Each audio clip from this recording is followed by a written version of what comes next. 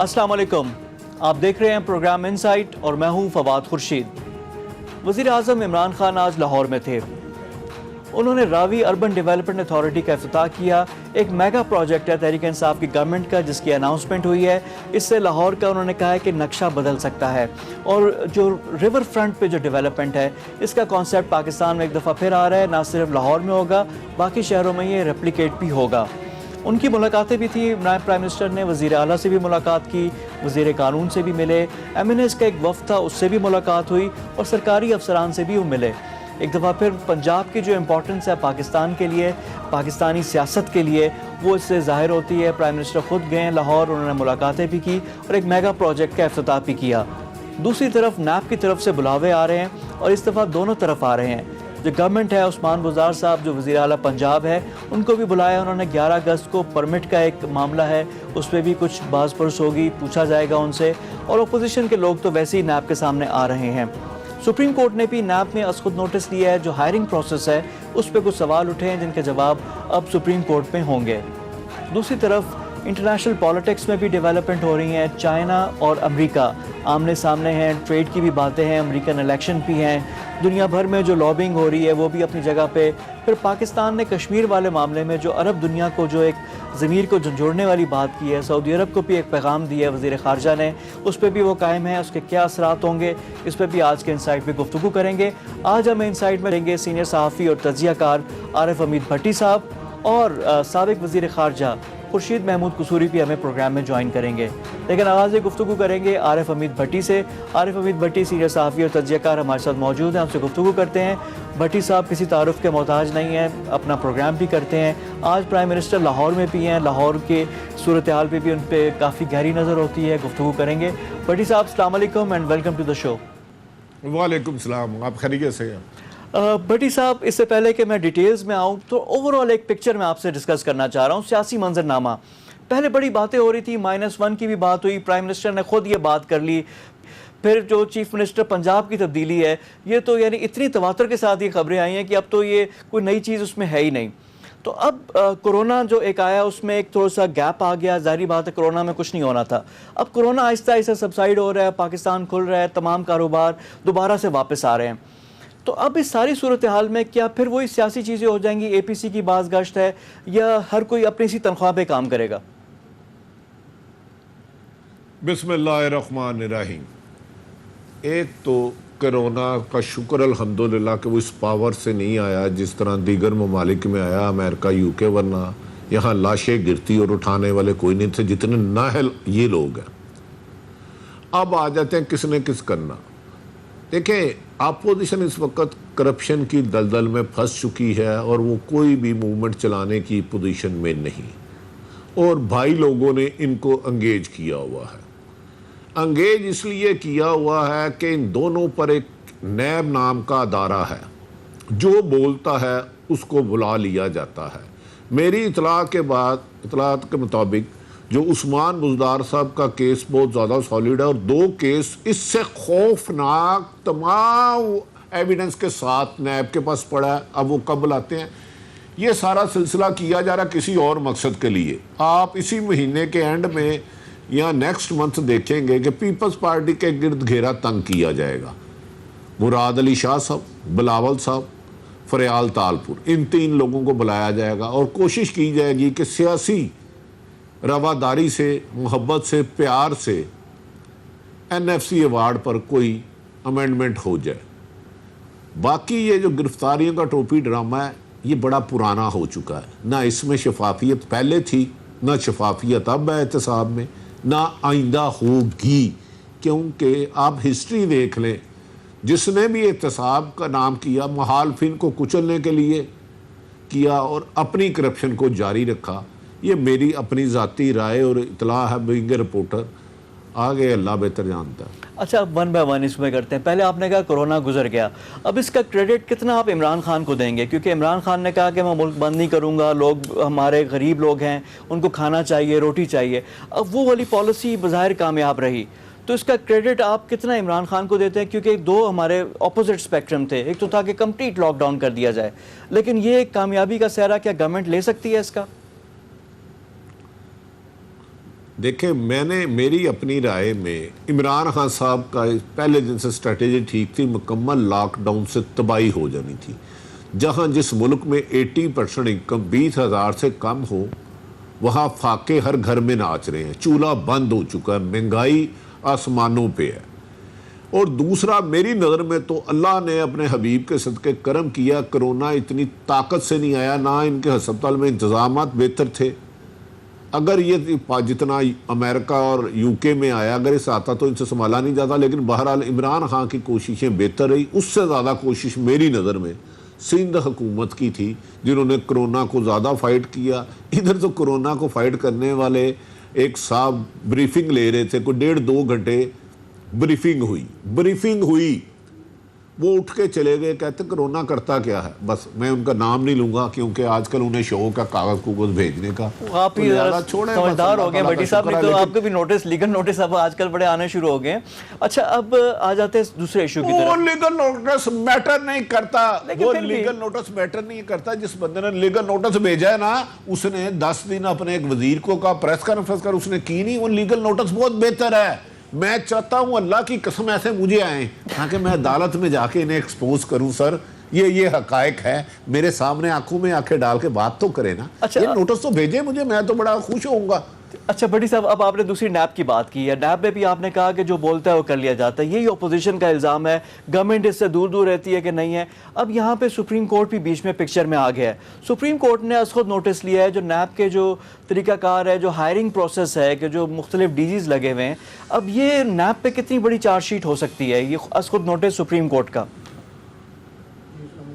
نہیں، اس میں تو اتنی زیادہ اہمیت نہیں ہوتی۔ جب ایک ادارہ نیا بناتے ہیں، اب کوئی بھی ایک ادارہ، تو اس میں آہستہ آہستہ ہائرنگ کرتے ہیں، اور وہی لوگ جو پہلے ایک دن نئے ہوتے ہیں، وہ 20 سال کا تجربہ ان کا ہو جاتا ہے۔ یہ کوئی ایشو نہیں ہے۔ ہیئرنگ کیسے ہوئی، اگر غلط ہوئی، سیاسی طور پر ہوئی، وہ تو غلط ہے، لیکن ایک ادارہ نیا بنایا، ایف آئی اے جب نیا بنایا تھا تو کس کا ایکسپیرینس تھا؟ پتہ نہیں، مجھے تو سمجھ میں نہیں آتی۔ یہ کہتے ہیں اس کو فیاض منگی کو کہ آپ انجینئر، کہتے ہیں بھائی 20 سال اس کا تجربہ ہو گیا، میں پی ایس پی اور ڈی ایم جی 50 عرفان منگی، پی ایس پی جو آج کل سیکٹری ایکسائز ہے، اسے ایکسائز کا پتہ ہی نہیں ہے، جو اریگیشن ہے اسے اریگیشن کی ABC نہیں آتی۔ یہ تو ایک سی ایم کا رائٹ ہوتا ہے، لگتے ہیں۔ لیکن نیب جو ہے، نیب فریلی کام نہیں کر رہی ہوتی تو مالم جپا میں گرفتار ایک شخص ہوتا۔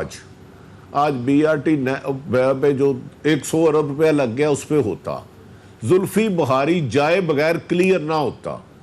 اس وقت پنجاب کے 3 منسٹر، ایک اہم ترین شخصیت کے بارے میں جتنی رپورٹس خوفناک، شہباز شریف سے 100 گنا زیادہ ایلیگیشن، مبینہ کرپشن کے ایلیگیشن ایویڈنس کے ساتھ ہے۔ آپ سلیکٹڈ انتصاب کر کے نفرت کو جنم دے رہے ہیں، دیتے رہے۔ 2 سال آپ نے کر لیا نا، تو کس کو پکڑا، کس کو ایک کو سزا دلائی؟ ایک سنگل بات بتا دیں، ایک سپریم کورٹ نے نااہل کیا ہے میاں نواز شریف کو، صاحب کو، وزیر اعظم پہ، اس پہ جے آئی ٹی بنی، پھر 5 جج بیٹھے، پھر 3 جج بیٹھے، پھر 2 جج بیٹھے۔ اس کے علاوہ مجھے ایک پولیٹیشین بڑا، نواز شریف صاحب محترم، آصف علی زرداری صاحب، شریف پوری فیملی، شاہد حقان عباسی، احسن اقبال، خواجہ سعد رفیق، اور جس کو بھی پکڑا ہے، آپ نے ایک پینی روپیہ ان سے کیس سے ریلیٹڈ ریکور کیا؟ مجھے وہ بتا دیں۔ نہیں، وہ تو اس میں نواز شریف اور مریم سے بھی کچھ نہیں ریکور ہوا ابھی۔ بٹی صاحب، اب یہاں پہ دوسرا ایک وہاں تو بالکل نہیں ہوا، وہ تو کسی سے بھی نہیں ہوا نا۔ لیکن اب یہ گورنمنٹ کی پرفارمنس کی بات آ جاتی ہے۔ آپ نے کہا کہ اپوزیشن کو بالکل مینیج کیا گیا، وہ بھی نہیں اتنا ٹف ٹائم دے رہی، لیکن جو تحریک انصاف کی جو گورنمنٹ ہے، اب 2 سال ہو گئی ہے، اب لاہور سے ان کو مینڈیٹ ملا ہوا تھا، پنجاب سے ان کو مینڈیٹ ملا ہے، پنجاب میں پی ٹی آئی کی گورنمنٹ ہے، تو انہوں نے کیا ڈیلیور کیا ہے 2 سال میں؟ اور جو امیدیں، توقعات، اور کیا وہ جو سینٹیمنٹس ہیں، جو ان کی ہمدردی تھی لوگوں کی، عام لوگوں کی، وہ ابھی تک ہے ان کے پاس؟ دیکھیں، پہلے جب 25 جولائی 2018 میں الیکشن ہوا تو عمران خان صاحب کو پوری قوم، میجورٹی، ایک امید سمجھی۔ انہوں نے فرمایا، قوم نے سمجھا یہ کہ جو یہ کہتے ہیں لیڈر، یہ کر کے دکھائیں گے۔ انہوں نے کہا ورلڈ بینک کے پاس نہیں جاؤں گا، IMF کے پاس نہیں جاؤں گا، خودکشی کر لوں گا، 2 نہیں 1 پاکستان ہوگا، 50 لاکھ نوکری ہوں گی، 1 کروڑ ہوگا، روزانہ 10 سے 12 ارب کرپشن ہوتی ہے، میں وہ پیسہ بچا کے دکھاؤں گا، بیرون ملک ہوگی۔ کوئی ایک وعدہ بتا دے جو محترم عمران خان صاحب نے اپنی زبان سے کیا وہ پورا کیا ہو، تو عوام میں کیسے گرفت ہوگی؟ عوام کے تو دل ٹوٹ گئے، کیونکہ اگر دونوں جماعتوں میں ماضی میں بھی 3 دفعہ حکومت میں رہے تھے، ان سے امیدیں نہیں تھی، پتہ تھا جیسے ماضی میں آتے ہیں حکومتیں کرتے ہیں، موجے کرتے ہیں، چلے جاتے ہیں۔ انہوں نے بھی وہی کام کیا، انہوں نے اس شخص کو وزیر اعلیٰ پنجاب لگا دیا جس کا مجھے پی ٹی آئی سے لنک ثابت کر دے، جس کی مجھے ایک ہی کمپیٹنسی بتا دے، ایک ہی ایسی اس نے پی ٹی آئی کے لیے قربانی دی ہو، عمران خان کے لیے کی ہو، کوئی ایڈمنسٹریشن بھی ان کا ایکسپیرینس ہوا ہو۔ انہوں نے اپنے ذاتی دوستوں کو نوازا، دوستی میں رہے، اور صرف اپوزیشن کو کچلنے میں رہے۔ وجہ اس کی یہ ہوئی اپوزیشن بھی نہیں کچلی گئی، ان پہ خوف ضرور رہا، آج بھی نیب کا خوف ہے، لیکن نہ ایجوکیشن بہتر ہوئی، نہ ہیلتھ بہتر ہوئی، بلکہ ٹرانسفر پوسٹنگ میں جو لوٹ سیل اس دفعہ لگی ہے، میری زندگی میں کم مناظر میں نے دیکھے ہیں، 30 سال ہو گئے ہیں۔ لیکن وہ آج الیکشن کرا لیں اور الیکشن فیئر ہو، شرط یہ ہے تو خود بخود رزلٹ آ جائے گا، لوگ بتا دیں گے کہ عمران خان صاحب کی کارکردگی حکومت کی، عمران خان صاحب خود ٹھیک رہے ہیں۔ لیکن بدقسمتی ہے جو انہوں نے 7 لوگ ملائے، انہوں نے ایسے چھکے مارے ہیں کہ انبلیویبل۔ وہ خود کہتے تھے اور یہ ڈوئل نیشنل کو کیا ضرورت ہے کابینہ میں شامل کرنے کی، وہ اپنی نیشنلٹی چھوڑے اور ملک میں آئے، تو ان کی کابینہ میں دیکھ لیں کون کون بیٹھے ہیں۔ زلفی بخاری کی کیا قربانی ہے، موعد یوسف کی کیا قربانی ہے، وہ انہوں نے کس کمپیٹنسی میں لگایا ہے۔ سب سے زیادہ یہ میرٹ کہتے تھے، اور میرٹ کی جو وائلیشن یہ ہوئی ہے، میں نہیں سمجھتا اس سے پہلے ہوئی ہو سکتا ہوئی بھی ہو۔ اچھا بھٹی صاحب، 2 سال کیا کافی ٹائم ہوتا ہے اس کو جج کرنے کے لیے، یا مزید ابھی ٹائم ہے؟ کیونکہ 5 سال کا مینڈیٹ ہے نا، تو 5 سال میں اگر بہتری ہو جائے، ڈائریکشن ہو جائے، کیونکہ اب 2-3 سیکٹرز میں بہتری آنی شروع ہو گئی ہے، اکانومی کے جو نمبرز ہیں وہ بہتر ہو رہے ہیں، جو کووڈ کی صورتحال ہے اس کے بعد جب کھلے گی چیزیں تو ایک تھوڑا سا ریلیف ملے گا لوگوں کو، تو کیا وہ کچھ ان کو رسپائٹ دے گا یا نہیں؟ لوگوں نے اپنا مائنڈ بنا لیا ہے، یہ ابھی چینج نہیں ہو سکتا؟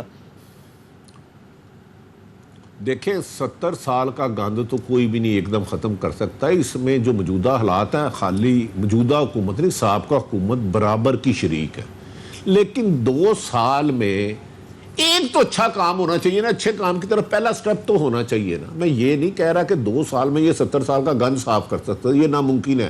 جس وقت انہوں نے بجلی کا بل جلایا تھا اس وقت یونٹ کتنا تھا، آج کتنے کا ہے؟ جب یہ آئے تھے آٹے کی قیمت کیا تھی، آج کتنی ہے؟ چینی کی کیا کہتے ہیں مافیا، کسی مافیا کو نہیں چھوڑوں گا، مافیا کر دی، میں آپ پہ مافیا ہوئی۔ میں نے جو انہوں نے خود اپنے زبان سے کہا تھا کہ میں جب بجلی گیس پٹرول کی قیمت بڑھے آپ کا پرائم منسٹر کرپٹ ہے، یہ میرے الفاظ ہرگز نہیں ہے۔ انہوں نے کہا تھا 10 سے 12 ارب روزانہ ہوتا ہے۔ مجھے ایک کام بتا دے، میں یہ نہیں کہہ رہا 2 سال میں گند ہو، جو انہوں نے بہتر کیا، کیا تعلیم بہتر ہو گئی ہے؟ لاہور سینٹر ماڈل سکول آج بھی بھوت بنگلہ ہے، ہسپتالوں میں آج بھی میڈیسن نہیں مل رہی۔ انصاف تو ہے، نایاب ہے نا، وہ تو تول کے بک رہا ہے، جتنا طاقتور ہے اس کو انصاف مل جاتا ہے، جتنا کمزور ہے وہ رسوا ہو جاتا ہے۔ بدقسمتی یہ ہے کہ لوگوں کی امید ٹوٹی ہے۔ عمران خان صاحب کے 2-5 سال جو لائے ہیں وہ پورا کرا سکتے ہیں، میں یہ نہیں کہتا کہ وہ پورا نہیں کرا سکتے، وہ اگلے 5 سال بھی ان کو دلا سکتے ہیں، لیکن اگر فیئر الیکشن ہوا تو میرا خیال ہے جو امیدیں لوگوں کی تھی عمران خان صاحب اس پہ پورا نہیں اتر سکے۔ اس کی وجہ ان کی ٹیم ہے، نہل ٹیم، اور اس پہ مبینہ کرپشن کے الزامات جس میں خاصی حد تک بعض اپوزیشن کہتی ہے صداقت بھی ہے۔ اچھا وسیم اکرم پلس کی بھی بات کرتے ہیں، کیونکہ جب ان کا سب سے کی پلیئر جو ہے جس کے پاس ایک پورا صوبہ ہے وہ کرنا ہے، اب یہ وائی عثمان بزدار کو کیوں اتنا، یعنی جس طرح اتنی افواہیں آتی ہیں ان افواہوں پہ تو لگتا ہے کہ اب گئے کل گئے۔ عمران خان کی جو بیکنگ ہے اتنی ہی اسٹرانگ ہے، جتنے رومر اسٹرانگ ہوتے ہیں اتنی ہی عمران کی بیکنگ اسٹرانگ ہوتی ہے، اور وہ پھر تھمز اپ ہو جاتے ہیں، وہ آ جاتے ہیں۔ اس کے بعد بزدار صاحب کیوں نہیں پرفارم کر کے دے دیتے ان کو؟ کیا یہ میریکل ہو جائے گا، معجزہ ہو سکتا ہے یہ اگلے 2-3 سال میں؟ دیکھیں یہ عثمان بزدار صاحب کے ساتھ دشمنی ہے۔ میں کسی کو سائیکل پکڑاؤں اور کہوں کہ آپ اسلام آباد آدھے گھنٹے میں پہنچ کے دکھائیں تو ہو کیا اٹ از پاسبل؟ وہ بیچارے کی کیپیسٹی نہیں ہے۔ ایک توسا شریف کے چھوٹے سے تحصیل ناظم تھے، ان کی کمپیٹنسی نہیں ہے۔ پنجاب کوئی مذاق نہیں ہے۔ عثمان بزدار صاحب کی تبدیلی کی وجوہات وہی کرتے رہے جو عمران خان صاحب کو لائے تھے، اور ان کو کہتے رہے اور آج بھی کہہ رہے ہیں، یہ میں آپ کو یقین سے کہہ رہا ہوں لیکن وزیر اعظم عمران خان صاحب کو بعض لوگوں کا کہنا ہے کہ ان کو یہ دہانی کرائی گئی ہے جب تک عثمان بزدار وزیر اعلیٰ رہے گا آپ وزیر اعظم رہیں گے، ورنہ آپ بھی وزیر اعظم نہیں رہیں گے۔ ان کو بھی پتہ ہے ان کی کارکردگی -0 ہے، یہ نہیں ہے کہ ان کو نہیں پتا، لیکن جب آپ کے بات ضد میں آ جائے، ذہن میں کوئی ڈال دے، کوئی جو بھی کوئی پھونک شوک مار کے بھئی عثمان بزدار وزیر اعلیٰ نہ رہا تو آپ بھی نہیں رہیں گے، اچھا تو کیا بھٹی صاحب، عثمان اس کو تھوڑا سا بزدار لاجیکلی بھی کی دیکھتے ہیں، کارکردگی عثمان بزدار نے غلط کیا کیا ہے؟ دیکھیں ہم تو یہ کہہ رہے ہیں کہ آپ کو وہ کہہ رہے ہیں کہ جی جو تحریک انصاف والے کہتے ہیں کہ جی وہ ڈرامے نہیں کرتے، وہ جو بھی کام ہے گورنمنٹ ہے انہوں نے کرنا ہے، اور وزیر اعلیٰ نے سب کام نہیں کرنے ہوتے، بیوروکریسی ہے، وزارتیں ہیں، ہر کوئی اپنا اپنا کام کرے تو ٹھیک ہو جائے گا۔ عثمان بزدار نے غلط کیا کیا، سب سے پہلا سوال، اور دوسرا یہ کہ اگر عثمان بزدار جاتے ہیں تو ریپلیسمنٹ لانا کیا آسان ہوگا؟ کیونکہ یہ بھی اب جو نمبر گیم ہے، جس طرح پی ایم ایل کیو ہے، ناراض اراکین ہے، نون ہے، بڑے تھن میجورٹی ہے، تو کیا یہ اتنا پریکٹیکل ہے ان کو ہٹانا تحریک انصاف کے لیے؟ اچھا، ایک تو گزارش ہے، حکمران پروٹوکول لینے کا نام نہیں ہے، بڑے بڑے جہازوں میں ہیلی کاپٹر بچوں کو سیر کرانے کا نام نہیں ہے، ذمہ داری کا ہے۔ اداروں کو بہتر کرنا کوئی بھی حکمران ہو اس کی ذمہ داری ہے۔ سیکٹری تو ہمیشہ ہوتے ہیں، سیکٹریوں کو لگاتا کون ہے؟ آپ 2 سال میں 5 چیف سیکٹری، 4 آئی جی بدل چکے ہیں۔ کسی ایک محکمے میں آپ نے کہیں 6 مہینے کسی ایک سیکٹری کو ٹکنے نہیں دیا۔ اس کا مطلب ہے 2 چیزیں ہوتی ہیں، ایک آپ کو خود کام آتا ہو اور دوسرا کام لینا آتا ہو۔ جس بندے میں جس کو خود بھی کام کرنا پتا اور کام لینا بھی نہ آتا ہو تو اس کی نااہلی پہ افسوس کیا جا سکتا ہے۔ یہ تو کوئی جواز نہیں ہے کہ وزیر اعلیٰ نے برا کیا کیا، اور میں کہہ رہا ہوں وہ سوائے حساب کتاب کے میں نے بتایا نا، کوئی ایک سکول مجھے بتا دیں بہتر کیا ہو۔ تعلیم ہے نا سب سے زیادہ ضروری، حکومت کی ذمہ داری ہے مجھے تعلیم دینا، صحت، روزگار، انصاف، کوئی سڑکیں بنائی ہو، کوئی روڈ بنایا ہو، کوئی ان کا ویژن ہو۔ کوئی انہوں نے شہباز شریف پہ ہم 1000 تنقید کرتے تھے، ڈینگی آیا تھا، انہوں نے ہر پرائیویٹ لیب کو مجبور کر دیا تھا کہ 80 روپے پہ ٹیسٹ کرے، ادھر کرونا میں 9,000 کے ٹیسٹ ہوتے رہے۔ او بھائی میرے، آپ 2 سال میں بہتر نہیں کرتے تھے، لیکن پھر کیا آپ نے اپنی فیملی کو مضبوط کرنا تھا؟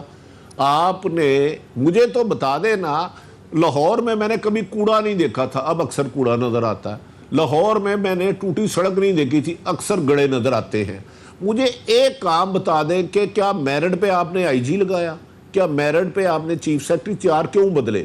آپ نے صرف ایک کام کیا کہ ایمانداری سے جو آپ کی بات نہیں مانتا اس کو اذیت بنا دیا، آپ نے دیانتداری اور محنت کو گالی بنا دیا۔ اچھا بھٹی صاحب، یہ ساری صورتحال ہے، یہ عوام کو ایک دفعہ پھر عدالت میں آئیں گی ساری کی ساری چیزیں، اور پنجاب مستقبل کی سیاست یعنی پاکستان میں وہی حکومت کرے گا جو پنجاب کرے گا، ہمارا یعنی ہمارا میجورٹی ووٹ یہاں سے آتے ہیں۔ تو پنجاب کی کیا صورتحال آپ دیکھ رہے ہیں الیکشن کے حساب سے؟ اگر آپ بات کر لیں، پی ایم ایل کیو نے اپنے کچھ علاقے بڑے سٹرونگ کر لیے ہیں، کچھ جگہوں پہ پی ایم ایل این کی بڑی سپورٹ ہے، پیپلز پارٹی علیحدہ اپنی کوشش کرنا چاہ رہی ہے پنجاب کے لیے، تحریک انصاف اپنی جگہ موجود ہے، تو یہ کیا ہونے کیا جا رہا ہے پنجاب میں؟ دیکھیں، نمبر 1 تو بات، اگر الیکشن فیئر ہوئے، اسے کسی غیبی طاقت نے مدد نہ کی، فیئر الیکشن ہوئے، میں اس کی بات کروں۔ باہر بادی النظر میں میرا اپنا جتنا میں نے ایز اے جرنلسٹ 8-9 الیکشن کور کیے ہیں، مجھے واضح میجورٹی نون لیگ کی لگتی ہے۔ ہو سکتا ہے پی ٹی آئی اس کا غیب کا علم نہیں ہے، کیونکہ پیپلز پارٹی مردہ گھورا ہے۔ بلاول صاحب 50 دفعہ لاہور میں آئے، ایک ایم پی ایم این اے ان کے ساتھ نہیں ہے، اسٹریٹ پاور نہیں ہے۔ پی ٹی آئی قوت تھی، یقیناً ان لوگوں نے ووٹ ڈالے جنہوں نے زندگی میں ووٹ ڈالنے کا تصور نہیں کیا تھا، عمران سے امیدیں بنائی، لیکن جب انہوں نے کہا کہ یار یہ جب آیا تھا آٹا کتنے کا تھا، چینی کتنے کی تھی، پیٹرول کتنے تھا، بجلی کا یونٹ کتنے کا تھا، گیس کی قیمت کیا ہے، آپ کے 1 کروڑ سے زیادہ لوگ بے روزگار ہو چکے ہیں۔ آپ نے وعدہ کیا تھا کہ لوگ بیرون ملک سے پاکستان نوکریاں کرنے آئیں گے، آپ نے معید یوسف اور زلفی بخاری کو نوکریاں دی، کیا انہیں نوکریوں کی ضرورت تھی؟ ہاں، الیکشن میں نے کہا اگر فیئر ہوں گے تو یقینی بات ہے عوام کا فیصلہ آ جائے گا۔ پیپلز پارٹی میری نظر میں بلاول کامیاب نہیں ہوں گے، سندھ تک محدود رہیں گے۔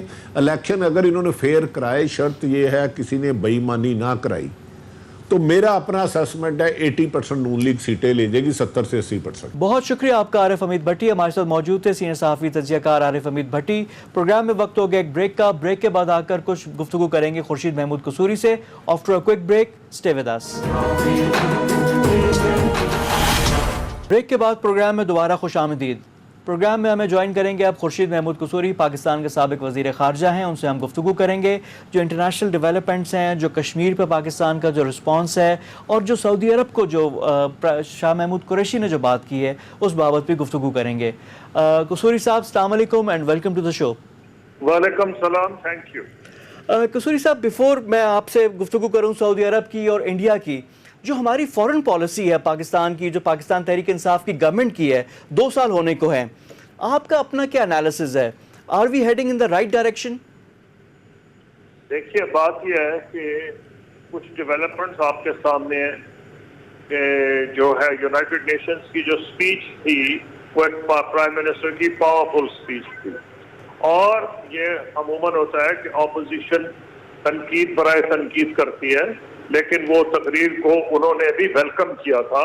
اور یہاں شہباز شریف جو اپوزیشن کے لیڈر ہیں ان کا بھی بیان آیا تھا، اور بلاول بھٹو زرداری صاحب کا جو پیپلز پارٹی کے لیڈر چیئرمین ہے ان کا بھی ان کی ٹویٹ آئی تھی کہ اس مسئلے میں ہم 100% اکٹھے ہیں سارے.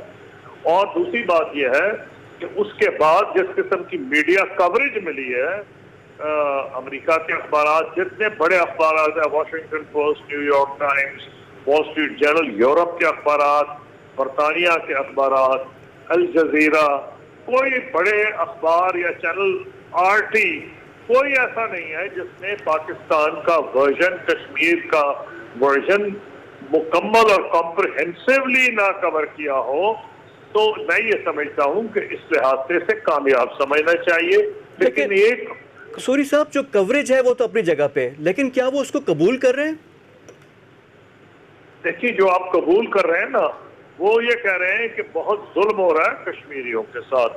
پاکستان کا بھی یہی سٹینڈ ہے کہ کشمیریوں کی ایسپریشنز کے مطابق جب تک حل نہیں ہوگا یہ معاملہ آگے نہیں چلے گا، بیٹھے گا نہیں. اور پاکستان کی بات صحیح ثابت ہوئی کہ جیسے جیسے کشمیریوں کو امید ختم ہو رہی ہے کہ ڈائیلاگ کے ذریعے، جیسے ہمارے دور میں ہو رہا تھا، بہت ترقی ہو رہی تھی، ان کے لیے امیدیں، دروازے بند ہو رہے ہیں تو وائلنس کی طرف لوگ جائیں گے. اچھا، میں آپ کو ایک پریڈکٹ بھی کر دوں، اگر بھارت یہ غلطی کرتا رہا تو صرف کشمیر نہیں، یہ جو وائلنس کا ہے، اسلامک اسٹیٹ آلریڈی ہے، اسلامک اسٹیٹ خراسان میں موجود ہے. خراسان کا جو ان کا نقشہ ہے اس میں پاکستان، بھارت اور افغانستان شامل ہیں، اور یہ انڈیا میں، کیرلا میں اور علاقوں میں آئیسل کے بندے پکڑے گئے ہیں، داعش کے بندے. اور ابھی تک تو مسئلہ کشمیر تک لمیٹڈ ہے. اگر اسی طرح وہ کشمیریوں پہ ظلم کرتے رہیں گے اور بھارت کے مسلمانوں پہ، تو بہت معاملہ گمبھیر ہوگا سارے بڑے صغیر کے لیے. اور ہندوستان کو جو اس کی قیمت ادا کرنی پڑے گی، اگر ان کو ابھی نہیں سمجھ آ رہی تو دیکھنا چاہیے کہ ایران جیسے ملکوں میں کیا ہو سکتا ہے، افغانستان میں کیا ہو سکتا ہے. خود انہوں نے کہا، میں نہیں کہہ رہا، انڈیا کہہ رہا ہے کہ وہاں داعش کا خطرہ موجود ہے، یہ بڑھے گا. اگر بات چیت نہیں ہوگی، ریزولوشن نہیں ہوگی، تو وائلنس کی طرف یہ معاملہ جائے گا. اور جو اگر آپ جتنے لیڈرز ہیں کشمیر کے، جتنی مستند کشمیر یا وہ جو انڈین کانسٹیٹیوشن میں رہتے ہوئے حصہ لیتے تھے، تو پھر وہ لوگ اقتدار ان کے ہاتھ میں آئے گی طاقت جو بندوق میں بلیو کرتے ہیں. اچھا قصوری صاحب جی، بڑے کریٹیکل مومنٹ پہ جب آپ بھی وزیر خارجہ تھے، اس وقت آپ کی یہ پاکستان کی اپروچ تھی، دونوں ملک بات چیت کی طرف آ رہے تھے، کر رہے تھے. آپ کی کتاب بھی ہے رائدر ہاک نور ڈو، جس پہ بھی آپ نے ذکر کیا کہ وی ور ویری کلوز. اب کی صورتحال ڈیفرنٹ ہو گئی ہے. مودی نے گراؤنڈ رولز چینج کر دیے ہیں. جو 5 اگست پچھلے سال جو انہوں نے کشمیر کا سٹیٹس چینج کر دیا، اس کے بعد سے ہر چیز ڈیفرنٹ ہو گئی ہے. مودی کی پالیسیز جو ہندوتوا ہے وہ بھی آ گئی ہے. اگر آپ ابھی ہوتے تو ابھی کیا بیسٹ اپروچ کیا ہوتی؟ دیکھیے، پہلی بات آپ نے کہا کہ گراؤنڈ سچویشن چینج ہوئی ہے، میں آپ کی بات مانتا ہوں، کیونکہ انہوں نے 2 کام کیے. بائی لیٹرل ٹاکس جو بھٹو صاحب کے ساتھ فیصلہ ہوا تھا شملہ میں مسز گاندھی کا، ایک تو انہوں نے اس کے پرخ چڑھا دیے. بات چیت خاص ہوگی بائی لیٹرلی جب ان کو 2 یونین ٹیریٹریز ڈکلیئر کر دیے. پھر یونائٹڈ نیشن سیکورٹی کونسل کے ریزولوشنز کو انہوں نے نہ پہلے پرواہ کی تھی، اب بھی اس کے پرخ چڑھائے ہیں. لیکن ایک چیز چینج نہیں ہوئی ہے، بلکہ وہ بدتر ہو گئی ہے. دنیا کا بڑے سے بڑا لیڈر ہو، میں تاریخ کا اسٹوڈنٹ ہوں، ایک ہوتی ہے گراؤنڈ ریالٹی. اس کو تھوڑی دیر تو لگتا ہے کہ یار بات یہ ان کی بن گئی ہے، نکل گئے ہیں، فارغ کر دیا دوسروں کو، سینٹر سٹیج آ گئے ہیں. لیکن جو تاریخ کے رخ کے خلاف چیز ہو، گراؤنڈ ریالٹی کو وائلیٹ کرتی ہو، وہ بات آگے نہیں بنتی. اب گراؤنڈ ریالٹی ہے کیا، اس کا ذرا تجزیہ کر لیں. 3 چیزیں میں آپ کو کہواتا ہوں، کم سے کم اور بھی ہوں گی. پہلے پاکستان اور بھارت یو این ریزولوشنز کے تحت 2 پارٹیز تھے. کشمیری تو بہرحال میرے حساب میں ہمیشہ ہی پرائمری پارٹی ہے، لیکن اگر یو این ریزولوشن میں پاکستان اور انڈیا 2 پرائمری پارٹیز تھے. لداخ کے بعد آرٹیکل 370 کی ریووکیشن کے بعد چائنا نے آج نہیں، آج سے سال پہلے جب جے شنکر صاحب جو ہندوستان کے وزیر ہیں بیجنگ گئے تھے ملنے کے لیے، ان کو وانگ یی جو وزیر خارجہ ہیں چائنا کے، تو بڑا بلنٹلی انہوں نے کہا تھا کہ ہم اس کو ٹالریٹ نہیں کریں گے، ہماری ساورنٹی پہ حملہ کیا ہے ہندوستان نے. تو اب چائنا بھی ایک پارٹی ہو گیا. Pakistan, India, China 3 nuclear powers ہیں، تینوں کی بڑی مضبوط فوجیں ہیں. یہ اب پارٹیز ہیں 3، پہلے 2 تھیں. دوسری گراؤنڈ ریالٹی کیا ہے؟ دوسری گراؤنڈ ریالٹی یہ ہے کہ اب ہندوستان میں بھی مانے جانے لگا ہے، اور وہ انہوں نے اپنی ڈائلاگ بدلا ہے انٹرنلی. ان کو پتہ چل گیا ہے کہ انڈیا ہیز کمپریہنسولی لاسٹ. جو ان کی خواہش تھی کہ کشمیریوں کو جیتیں، مکمل طور پر فیل ہو گئے. ان کے سارے دعوے اب تک فیل ہوئے ہیں کہ ہندوستان کے اپنے جو پرومیننٹ لیڈر ہیں، ایک زمانے میں پارلیمنٹ اس کی جو ان کی فارن افیئرس کمیٹی اس کے ہیڈ ہیں، former under secretary general United Nations Shashi Tharoor, انہوں نے ایڈمٹ کیا ہے کہ جو بھارت نے دعوے کیے تھے کہ ہم اس کے ذریعے پیس لائیں گے، پرخ چھوڑ گئے پیس کے. ہر روز خبر آ رہی ہوتی ہے کہ فلانے محلے میں ریزسٹنس ہو رہی ہے، بھارت کی فوج پہنچی ہے، بم سے اڑا دیا اس گھر کو. جو لوگ شہید ہوئے تو ان کے حق میں لوگ نکل آئے باہر. ایک تو جب اٹیک ہو رہا تھا ان گھروں پہ، پھر جنازوں کے لیے نکل آئے. تو یہ کلیئر ہو گیا بھارت میں بھی. تو وہ وائلنس بڑا ہے، کم نہیں ہوا. پھر ان کا کہا جی اس کے نتیجے میں وہ ان کی ایلینیشن ختم ہوگی اور وہ انڈین مین اسٹریم میں آئیں گے. یہ تو مزہ کا خیز ہے. وہ خاک انڈین مین اسٹریم میں آئیں گے جو روز ان کو آپ قتل کر کے ان پہ حملے کریں. تیسرا دعویٰ تھا کہ جناب یہاں اکنامک ڈیولپمنٹ بڑھے گی. اور بھائی کو عقل کا اندھا انویسٹ کرے گا ایسی جگہ پہ. اگر آپ وہاں جا کے کسی کو انڈسٹریلسٹ کو کہے تمہیں 0% پہ ہم انٹرسٹ بینک لون دیتے ہیں کشمیر میں، تم انویسٹ کرو ٹوریزم، کو پاگل کرے گا. وہاں کوئی کرنے کو تیار نہیں، اور ہوا نہیں. اس حد تک نہیں ہوا کہ جنہوں نے وعدے کیے تھے بشمول امبانی گروپ کہ ہم یہ کریں گے، ایک کچی کوڑی کی انویسٹمنٹ نہیں ہوئی کشمیر میں. تو ان کی اپنی پالیسی کمپریہنسولی فیل ہو گئی. اور تو یہ جب آپ گراؤنڈ ریالٹی دیکھتے ہیں، ایک اور سب سے بڑی گراؤنڈ ریالٹی ان سب سے بڑھ کے، کہتے ہیں نا جس کی لاٹھی اس کی بھینس. اگر بھارت کو یہ خیال ہوتا کہ وہ ملیٹریلی یہ مسئلہ ہمیشہ کے لیے ختم کر سکتا ہے پاکستان کو دبا کے، تو 10 موقعوں پر میں نے کتاب میں لسٹ کیا یا جنگ ہوئی یا جنگ کے قریب تھے. تو بھارت تو 1 انچ نہیں پاکستان سے لے سکا، حالانکہ اس کی 5 گنی، حالانکہ اس کی 3 گنی پاکستان سے بڑی فوج ہے. اس کی اکانومی ہم سے 6 گنی بڑی ہے. پاکستان کے پاس ایک پروفیشنل آرمی ہے، بیٹل ہارڈنڈ. پاکستان بھارت سے امن چاہتا ہے، جیسے کہ آپ نے خود کہا، میں نے اپنی کتاب میں اس دور کا ذکر کیا. اور ہم نے صرف کانگریس گورنمنٹ نہیں، ہم نے بی جے پی کی حکومت سے بھی ڈیل کیا تھا، واجپئی صاحب کے ساتھ اور کانگریس منموہن سنگھ. تو یہ چیز اگر مودی صاحب کو سمجھ نہیں آئے گی، آپ کا کیا خیال ہے کہ ہم سے بات کیوں کرتے تھے کانگریس اور بی جے پی؟ کیا وہ پاکستان کے دوست تھے؟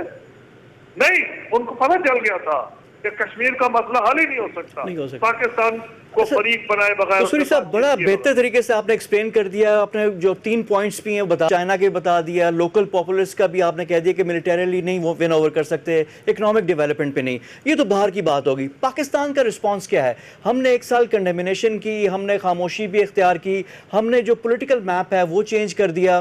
تو بیلیجرنس کا جواب پاکستان کی طرف سے بڑا عجیب سا آ رہا ہے. چائنا نے کسی اور طرح سے ریئیکٹ کیا, ہم نے اس طرح سے کیوں نہیں ریئیکٹ کیا؟ اور ہمیں آگے کیا کرنا چاہیے تاکہ یہ چیز مزید بہتر طریقے سے ہم اس کو مقدمے کو انٹرنیشنل کمیونٹی پہ لے جائے؟ اسی سے جڑا سوال ہے جو OIC کے رول پہ شاہ محمود قریشی نے جو تنقید کی ہے, اس کا کوئی فائدہ ہوگا ہمیں؟ دیکھیے, پہلی بات تو یہ ہے کہ آپ نے کہا کہ پاکستان کا کیا رول تھا. یا تو آپ مجھے بتائیں تو میں آپ کو بتا دیتا ہوں کہ جو آپ اعتراض کر سکتے ہیں یا تو کریں, میں اس کا جواب دوں گا. آپ یہ کہہ سکتے ہیں کہ پاکستان نے بھارت پہ حملہ کیوں نہیں کر دیا. آپ یہ بھی کہہ سکتے ہیں کہ پاکستان نے پراکسی کیوں نہیں بھیجے, جیش محمد اور یہ دوسرے جو ہیں لشکر طیبہ یا دیگر. یا آپ کہیں تو میں جواب دوں گا. کیا ہماری یہ پالیسی غلط تھی؟ آج پاکستان FATF میں پھنسا ہوا ہے, اور میں یہ سمجھتا ہوں کہ اگر ہم نے قوانین ٹھیک کر لیے, مان لیں کہ اگر اس کا ہم پہ پریشر ہے, مان لیں کہ FATF ایک انسٹرومنٹ ہے ہم کو پریشرائز کرنے کا, میں مان بھی جاتا ہوں. اس کا پاکستان کو بھی زبردست فائدہ ہوگا اگر ہمارے قوانین ٹھیک ہو جائیں گے. جو ہمارے ملک سے پیسہ باہر جاتا ہے, جو ہنڈی سے جاتا ہے, اگر آفیشلی آئے گا آپ کے ملک کی بھی بہتری ہے. تو یا تو بتائیں کہ پاکستان نے غلط کیا, بھارت پہ حملہ کر دینا چاہیے تھا, یا یہ کہیں کہ پاکستان نے غلط کیا, اس کو دوبارہ بھیجنے شروع کر دینے چاہیے تھے جہادی وہاں. کچھ اعتراض بھی تو کریں نا. یا یہی تو نہیں آٹا گوندی ہل دیے, کو وجہ بھی تو بتائیں نا. پنجابی میں کہتے ہیں کوئی بات سمجھ نہیں آئی تو کیا اعتراض ہے؟ UN کی اسپیچ پہ اعتراض ہے. ہاں, میں اس کو کچھ بہتری ضرور سجیسٹ کر سکتا ہوں, اور میرے خیال میں ضرورت اس بات کی ہے کہ کیونکہ پاکستان کا کیس مضبوط ہے, پاکستان کو اسے ایک تو پرماننٹلی ڈپلومیٹک اب ہمیں لانچ کرنا پڑے گا کیمپین. فارن آفس کیا ایک انسٹیٹیوشنل رول ہے, وہ ہر وقت کرتا رہتا ہے. ہمیں فارن آفس کو مضبوط کرنے کی ضرورت ہے, کرٹیسائز کرنے کی نہیں کہ ہم نے کیا کیا, فلانے نے کیا کیا, فارن آفس نے کیا کیا. فارن آفس جو کر سکتا ہے کر رہا ہے, ہمیں اس کی ضرورت ہے. اور میں ابھی بیٹھے میرے دماغ میں 3 4 نام پاکستان میں اس نوعیت کے ہیں, اپوزیشن ہو, میڈیا ہو, ہیومن رائٹس آرگنائزیشنز کے ہوں, گورنمنٹ میں لوگ ہوں, جن کا عزت اس لیے نہیں کہ ان کے پاس ہوتا ہے, نو, جن کی بات دنیا میں نیو یارک ہو, واشنگٹن ہو, روم ہو, لندن میں, ان کی بات سنی جائے گی. ان کے لیے کوئی ضروری نہیں کہ کار پہ جھنڈا لہرا رہا ہو, ان کی بات سنی جائے گی. ان کا مقام ایسا ہو کہ میڈیا والا اگر بھیجے تو اس کو ساری دنیا کا میڈیا ریکگنائز کرتا ہو کہ اس کے کریڈینشلز ہیں. اگر اپوزیشن کا بندہ ہو, اس لیے نہ جائے کہ وہ اپوزیشن کا بندہ ہے, لیکن ہونے کے باوجود اس کا اسٹیچر ایسا ہے, اس کی بات سنی جائے گی. تو اگر آپ ہر وقت میجر ورلڈ کیپٹلز میں آپ ڈپلومیٹک آفینسو لانچ کریں تو میرے خیال میں اس کا مزید پازیٹیو اثر ہوگا. لیکن یہ کہنا کہ حکومت نے کیا کیا, حکومت کیا کرتی, جو کر سکتی تھی اسے کی ہے. اچھا قصوری صاحب, یہاں پہ دیکھیں ایفرٹ کو بڑھانے کی ضرورت ہے. دیکھیں, یہ تو کوئی نہیں کہہ رہا کہ کوئی انلیگل کام تو پاکستان نہ سوچ سکتا ہے, نہ پاکستان کرے گا اور نہ کرنا چاہیے, لیکن جو اپنے پیرامیٹرز پہ رہ کر جو ایک پریشر ہوتا ہے, یعنی مودی بالکل ایزیلی ہمیں لے رہا ہے کہ پاکستان کا کوئی پریشر ہی نہیں ہے. انٹرنیشنل کمیونٹی میں ہمارا وہ ویٹ اور وہ بات میں وزن نہیں ہے. ہمارے ساتھ ہمارے دوست نہیں کھڑے ہوئے, صرف چائنا اور ٹرکی کے علاوہ. اور کس نے بات کی؟ ملیشیا نے ایک بات کی, جو اسی سے جو شاہ محمود نے کہا ہے کہ جو OIC اور خاص کر جو عرب بلاک کو انہوں نے کہا ہے کہ جو پاکستان کے ساتھ آ کر کھڑے اور اپنا کشمیر پہ سٹانس کلیئر کرے. تو یہ کتنا امپورٹنٹ ہے اور یہ اس موقع پہ کیوں کہا گیا ہے؟ دیکھیے, بات یہ ہے کہ ایک بات بالکل کلیئر ہے, OIC سے پاکستان کے عوام کو جذباتی لگاؤ ہے, سعودی عرب سے خاص طور پر جذباتی لگاؤ ہے, کیونکہ وہ خادم الحرمین شریفین ہیں, وہاں کے جو فرما روا ہیں. کیونکہ اسپیشل پاکستان کے لوگوں کو ان سے امیدیں ہیں, ان کو امیدوں پہ پورا اترنے کے لیے پاکستان کے وزیر خارجہ, دفتر خارجہ اگر پریشر ڈال رہے ہیں تو مناسب کر رہے ہیں. اس میں کوئی بری بات نہیں ہے. ان کو یاد دلا رہے ہیں کہ دیکھیں ہم نے آپ کے کہنے پہ ہم کوالالمپور نہیں گئے تھے، کیونکہ سعودی عرب کو یہ خیال تھا کہ اگر کوالالمپور گئے تو ایک پیرلل مسلم آرگنائزیشن نہ مورد وجود میں آ جائے، کیونکہ اس وقت مہاتیر محمد جو تھے ایک بہت پاورفل لیڈر تھے اور ٹرکی کے تو بہرحال پاورفل پریزیڈنٹ ہیں، لیکن یاد تو کرانا ہے نا، آفٹر آل مورد وجود میں آئی کیوں تھی؟ مسلمانوں کے ایشو اٹھانے کے لیے۔ اس میں پرائمری ایشوز کیا ہیں؟ فلسطین اور کشمیر۔ تو اگر سعودی عرب کو ریمائنڈ کرایا ہے تو اس میں کوئی بری بات نہیں ہے، کیونکہ سعودی عرب کو بھی یہ اندازہ ہونا چاہیے کہ پاکستان کے عوام کا ایک جذباتی لگاؤ ہے خادم الحرمین شریفین کے ساتھ، اور وہ توقع کرتے ہیں کہ ٹھیک ہے آپ کی تجارت بھارت سے ہے، لیکن اگر آپ اس ایشو کو تو بولے نا کہ بابری مسجد گرا کے رام مندر بنا دیا، کیوں چپ ہیں آپ؟ تو لوگ بولنے سوال پوچھنے میں حق پہ جانب ہے، کشمیر پہ ظلم ہو رہا ہے، تو اگر یہ بات کی گئی ہے تو یہ قابل اعتراض نہیں ہے۔ لیکن قصوری صاحب جو آپ نے بات کی ہے اس میں جسے ہم بھی 71 میں ویٹ کرتے رہے کہ 7ویں بحری بیڑا آ رہا ہے کہ کون جو پراکسیمیٹی ہے اس کا بھی رول ہے، اور بڑے خوبصورت طریقے سے آپ نے ایکسپلین بھی کر دیا کہ چیزیں چینج ہیں اور ہمیں بڑا الرٹ رہنا پڑے گا۔ پاکستان کی جو فارن پالیسی ہے اس کو بہت محتاط اور بڑا ساری چیزیں کو صورتحال کو دیکھ کر آگے بڑھنا پڑے گا۔ جی بہت شکریہ آپ کا خورشید محمود قصوری صاحب ہمارے ساتھ موجود تھے، پاکستان کے سابق وزیر خارجہ، ان سے گفتگو ہو رہی تھی۔ آج کے انسائٹ میں اتنا ہی، کل مزید موضوعات کے ساتھ آپ کی خدمت پہ حاضر ہوں گے، تب تک کے لیے فواد خورشید کو اجازت دیجیے، خدا حافظ۔